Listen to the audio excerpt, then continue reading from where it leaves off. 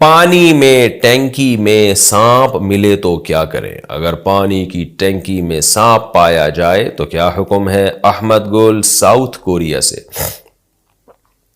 دیکھیں، اگر مائع کثیر ہے، بہت زیادہ پانی ہے، بہت بڑا تالاب ہے، تقریباً 100 مربع گز، آپ ایک اندازہ ہے نا انچ ٹیپ سے ناپنا شروع کر دیں، اسکوائر فٹ، 100 اسکوائر فٹ جسے آپ کہتے ہیں، اسکوائر فٹ نہیں سوری، گز تقریباً، شرعی گز جو ہے تقریباً 3 فٹ کے برابر ہوتا ہے۔ تو اس میں اگر آپ کو یہ اتنا پانی ہے تو وہ تو نجاست گرنے سے ناپاک نہیں ہوتا جب تک کہ پانی کا رنگ، بو اور مذاق تبدیل نہ ہو جائے۔ لیکن اگر نارمل جیسے گھروں میں ٹینک ہوتے ہیں، اس میں اگر آپ کو سانپ ملا ہے تو اگر وہ سمندری سانپ ہے تو اس سے کچھ نہیں ہوتا، پانی ناپاک نہیں ہوتا۔ سمندر کے اندر کے جو جانور ہیں جن میں خون نہیں ہوتا وہ ناپاک نہیں ہوتے، یا پانی کے ذریعی جانور بھی ناپاک نہیں ہوتے۔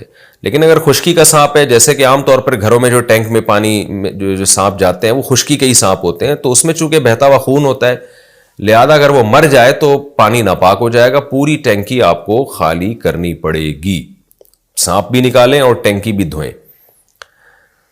اچھا، اس میں کیا طریقہ ہے دھونے کا؟ دیواریں میں پانی بہا دیں ایک دفعہ اور نیچے سے پانی نکال دیں۔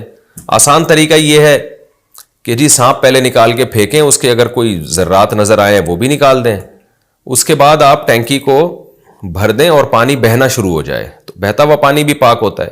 نل کے سارے کھول دیں آپ، تو وہ پانی جب بہنا شروع ہوگا اور ایک طرف سے ٹینکی کے اندر پانی جانا شروع ہو، ٹینکی بھی فل ہو گئی اور پانی بہنا شروع ہو گیا، سارے نلکوں سے پانی بہنا شروع کر دیں، بہاؤ پانی کا شروع ہو جائے، اور تو اس سے ٹینکی پاک ہو جائے گی آپ کی۔